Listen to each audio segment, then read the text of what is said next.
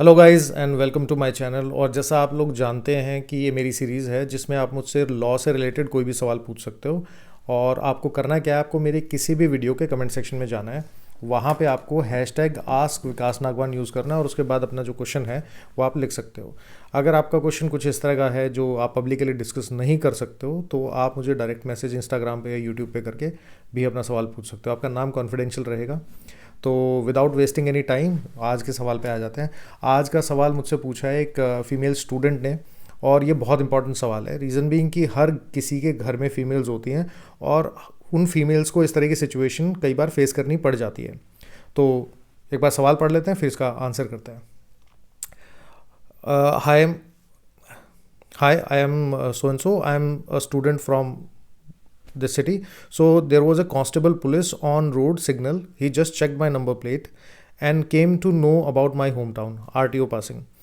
Since he was from same town, he had conversation with me like town and what I do, and he gave me his number to contact if I had any problem in the city. He was somewhere between 30 to 40 years of age. I guess same day he got my number.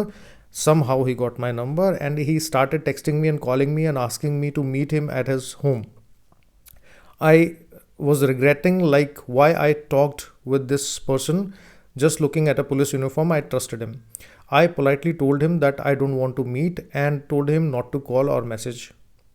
I blocked him everywhere. How to reach for legal help in this kind of situation? देखो, females को इस तरह की situation जो है ना वो कई बार बहुत बार फेस करनी पड़ जाती है। उसका जो गलती है उसमें उसमें फीमेल की गलती नहीं होती, उस परपेट्रेटर की गलती होती है जो इस तरह से कांटेक्ट करता है। अगर कोई भी आदमी, लेट अलोन अ पुलिस ऑफिसर, अगर कोई प्राइवेट पर्सन है या गवर्नमेंट ऑफिशियल है या फिर कोई पुलिस पर्सन है, कोई भी अगर इस तरह के एक्ट करता है तो all these acts are punishable offences. तो अब एक एक करके डिस्कस करते हैं। देखो, इस लड़की को पहली बात तो इसकी जो कंसेंट है उसके अगेंस्ट इसको रिपीटेडली मैसेज किए जा रहे हैं। She doesn't want to talk to this person. तो इस सिचुएशन में अगर कोई भी किसी फीमेल के को फॉलो करता है, बार बार कांटेक्ट करता है और उसके मना करने के बाद भी ऐसा करता है, तो against that person a charge of 354D Indian penal code which is the offence of stalking वो मेड आउट होता है। अब स्टॉकिंग में है क्या कि अगर कोई किसी फीमेल को बार बार इस तरह से कांटेक्ट करता है तो उसके अगेंस्ट 3 साल की जेल तक का प्रोविज़न दिया गया है, जिसमें फ़ाइन जो है वो भी हो सकता है। दूसरा, क्योंकि ये इलेक्ट्रॉनिक मीडियम से हो रहा है और तो इसमें section 67A of IT act जो है वो भी इसमें मेड आउट होता है कि अगर किसी तरीके का कोई सेक्सुअली एक्सप्लिसिट मटेरियल किसी को ट्रांसमिट किया जाता है, मैसेज के थ्रू भेजते हैं, अगर ये किस तरीके की वल्गर लैंग्वेज यूज़ करते हैं तो उसमें section 67A Indian penal code का जो ऑफेंस है वो भी मेड आउट हो सकता है। अब जिसके अंदर 5 साल तक की जेल और 10 लाख रुपए तक का फ़ाइन का जो प्रोविज़न है वो दिया हुआ है।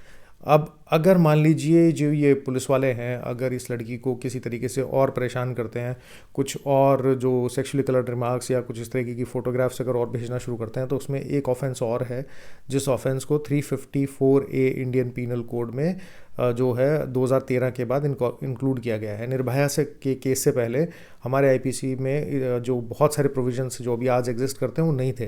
तो ये जो है this is a category of offences जिसे कहते हैं क्राइम अगेंस्ट वुमेन। तो उसमें जो तीसरा ऑफेंस है वो 354A का है, वो जो इसमें मेड आउट होता है, जिसमें भी 3 साल तक की जो सज़ा है और फाइन वो दोनों का प्रोविज़न इसमें दिया हुआ है। अब आपको करना क्या है, अगर कोई भी इस तरह से आपको कांटेक्ट करने की कोशिश करता है, आपको परेशान करता है, तो आप अपने जो नियरेस्ट पुलिस स्टेशन है वहाँ पे आप उसकी लिखित कंप्लेंट कर सकते हो। हाँ, अगर आपको लगता है कि पुलिस स्टेशन में कोई, जैसे इस सिचुएशन में पुलिस वाला परेशान कर रहा है, तो पुलिस स्टेशन में SHO उसके खिलाफ एक्शन नहीं लेगा, हो सकता है, क्योंकि पुलिस वालों की आदत होती है कि वो अपनी जो पुलिस डिपार्टमेंट के लोग होते हैं उनको बचाने की काफ़ी कोशिश करते हैं। तो सिचुएशन में क्या किया जाए, तो आप अपनी एक लिखित कंप्लेंट जिसमें आप अपना नाम जो है वो आप लिख सकते हो कि मेरा नाम डिस्क्लोज़ ना किया जाए, आप डायरेक्टली कमिश्नर ऑफ पुलिस को भी भेज सकते हो। और कमिश्नर ऑफ पुलिस के पास ये पावर होती है कि वो उस पुलिस वाले के अगेंस्ट FIR रजिस्टर करने के डायरेक्शन दे। अगर जो इस तरह की कोई सिचुएशन हो जाती है कि पुलिस वाले जो कमिश्नर हैं वो भी आपकी एक जो कंप्लेंट है उसके ऊपर एक्शन नहीं लेते, तो आप उसमें स्क्रीनशॉट्स वगैरह सारे इंक्लूड कर सकते हो। फिर भी अगर ज़्यादा परेशानी होती है तो आप अपने नियरेस्ट मजिस्ट्रेट के पास एक एप्लीकेशन अंडर सेक्शन 156(3) CRPC वो फाइल कर सकते हो। और अगर पुलिस वाला आपको डराता है, धमकाता है, या जिसके अगेंस्ट आपने केस किया है वो आपको किसी तरीके से इन्फ्लुएंस करने की कोशिश करता है, आपको हैरेस करने की कोशिश करता है, तो आप पुलिस प्रोटेक्शन भी डिमांड कर सकते हो। अब सिचुएशन ये आती है कि अगर बाई चांस ऐसी सिचुएशन हो गई और तो उसके खिलाफ एक्शन जो है वो कितना जल्दी होगा। देखो, अगर पुलिस वाला है जिस तरह से परेशान कर रहा है तो ये इमिडिएटली सस्पेंड भी हो सकता है, इसके अगेंस्ट FIR भी हो सकती है, और फास्ट ट्रैक कोर्ट में ये केस जो है वो भी चल सकता है। और इसको जेल का जो प्रोविज़न है 3 साल तक की जेल, और जो 67A अगर मेड आउट हो गया तो उसमें 5 साल तक की जेल इसके अगेंस्ट हो सकती है।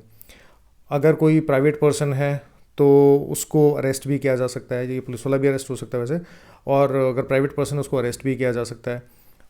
और जो उसका मोबाइल फ़ोन है जिससे उसने मैसेज किया है या जिससे आपको कांटेक्ट करने की कोशिश कर रहा है उसको भी सीज़ किया जा सकता है। लेट अलोन थिंग इज़ कि अगर इस तरह की कंप्लेंट आप करोगे तो डेफिनेटली जो परपेट्रेटर है, जिस तरह का ये कल्प्रिट है, ये डेफिनेटली बैकआउट करेगा। हाँ, आपको अगर डर लगता है कि आपका नाम जो है वो मीडिया में, पब्लिक में या लोगों तक का डिस्क्लोज़ हो जाएगा, तो उस सिचुएशन में आपको घबराने की ज़रूरत नहीं है, क्योंकि सुप्रीम कोर्ट की गाइडलाइन है कि क्राइम अगेंस्ट वुमेन की जब बात करते हैं तो ऐसे कोई अगर FIR हो जाती है तो उस सिचुएशन में विक्टिम का जो नाम है वो कोई भी डिस्क्लोज़ नहीं कर सकता, ना अक्यूज़ कर सकता है। और जो कोर्ट के रिकॉर्ड होते हैं उसके अंदर भी उसका जो विक्टिम का नाम लिखने की बजाय A, B या फिर XYZ इस तरह से नाम लिखा जाता है, ताकि उसकी आइडेंटिटी जो है वो डिस्क्लोज़ ना हो किसी भी तरह से। कोई थर्ड पर्सन इसको बाहर किसी के अगेंस्ट, किसी के सामने इसका नाम जो है वो बता नहीं सकता। अब एक डर और होता है लड़कियों को इस सिचुएशन में कि अगर मान लीजिए किसी के खिलाफ कंप्लेंट कर दी तो वो उनको डिफेम करना शुरू कर देते हैं कि भाई इस लड़की का तो मेरे साथ अफेयर था, मैंने इसलिए ऐसा किया, ये तो खुद मुझे अप्रोच कर रही थी तब मैंने ऐसा किया। तो उसमें भी आपको घबराने की ज़रूरत नहीं है। अगर आपको कोई भी डिफेम करने की कोशिश करता है तो उस सिचुएशन के अंदर आप उसके against under section 500 Indian penal code यानी डिफेमेशन की जो प्रोसीडिंग्स हैं वो इनिशिएट कर सकते हो। और अगर आप अपने लीगल राइट्स को इन्फोर्स करोगे तो इस तरह के लोग जो हैं वो ऑलरेडी जो टाइमली बैकआउट कर जाएंगे। अब इससे रिलेटेड अगर आपका कोई और सवाल है तो आप मुझसे कमेंट सेक्शन में #AskVikasNagwan यूज़ करके पूछ सकते हो। और अगली बार फिर मिलेंगे किसी और सवाल के साथ, किसी और जवाब के साथ। तब तक के लिए जय हिंद, जय भारत।